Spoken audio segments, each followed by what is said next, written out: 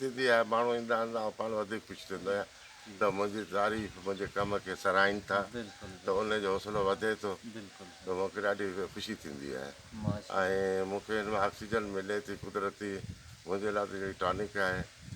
ऐं शाम जे टाइम राति जो हिते हर गुल मञा हर ॿूटे मञा हवा किरासी अचे थी, अजीब अजीब ख़ुशबू अचे थी। मोतियो आहे, सहरा आहे, राति की रानी, चंबेली, हर ॿूटनि जी राति जो ख़ुशबू ईंदी आहे।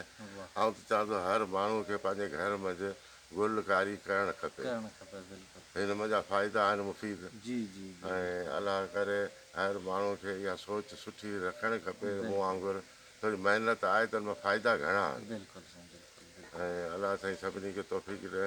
मुंहिंजो त इहो इरादो आहे त अलाह करे सभिनी खे अहिड़ो कमु रखणु खपे ऐं लॻाइणु खपे। पंहिंजे घर में बनी आहे, बंगलो आहे त उन में पंहिंजो इहो वणकारी ज़रूरी आहे। इन सां माण्हू जो दिलि दिमाग़ ताज़ा रोशन थिए थो, अंदरूनी इलाही फ़ाइदा बि आहिनि हिन में। ऐं घणियूं बीमारियूं हिन में करे बि कोन थियूं थियनि। ऐं डॉक्टर ई चवंदा आहिनि मरीज़ खे वठी वञो ॿाहिरि मुल्क में घुमायो, वणकारी ॾेखारियो इहो। त मूंखे कुदरती पंहिंजे घर में सभु कुझु अलाह साईं ॾिनो आहे। ऐं पाण हिननि सां ॻाल्हियूं कंदो आहियां, पाण हिननि सां रांदि कंदो आहियां, ॾाढो ख़ुशि थींदो आहियां। मूंखे त अलाह साईं हिन में नज़र ईंदो आहे ऐं जहिड़ो करे अलाह मुंहिंजे साम्हूं क़रीब थी वेंदो आहे। तन्हाई में ॾाढो हिते सुकून ऐं मज़ो वठंदो आहियां। यकीन कयो त हद खां वधीक मूंखे ख़ुशी आहे हिते।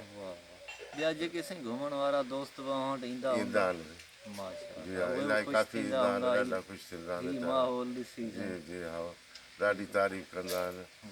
ऐं हुननि खे यकीन कोन ईंदो आहे त एतिरो कुझु एतिरो थियलु आहे।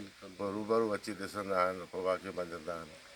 शौक़ु जो दरअसल बचपन खां वठी आहे। हा जी, नंढे हूंदे खां मुंहिंजो शौक़ु मूं त पोइ शुरू बचपन में त अंब लॻाया, ॿिया लीमो ज़ैतून चकू इहे बि लॻायासीं। पर उन खां पोइ जेको आहे हाणे जेको मूं वटि थोरो वणकारी ऐं ग्रीनरी कयां, जंहिंमें मुख़्तलिफ़ पौधा वठी अचां, जेको उन मज़ा बि थोरो ज़ाइक़ो उन जो बि ॾिसूं, उन जी बि हवा वठूं।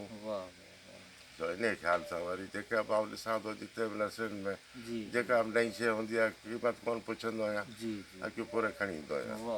पोइ उन्हनि खे हिते ॾाढो दिलि जान सां महिनत कंदो आहियां, चाहींदो आहियां उन्हनि खे परवान चाढ़ींदो आहियां। हीअ मूंखे ॾाढी राहत ॾियनि था त मुंहिंजो बि फ़र्ज़ु आहे त आउं हिननि खे तयारु कयां, हिननि खे मेंटेन रखां। इहो त कुदरती आहे, हिननि में हुसन आहे।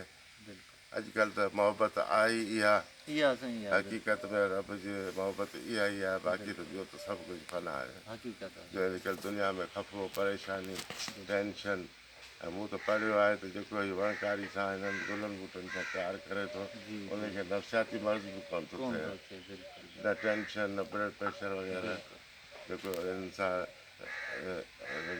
रुली मिली थो वञे, थी वञे, हिन सां रुली मिली थो वञे, हिन में टाइम पास करे थो माण्हू पंहिंजो, त ॿिए पासे ख़्याल ई कोन थींदो, हिन पासे मोहबत वधाए।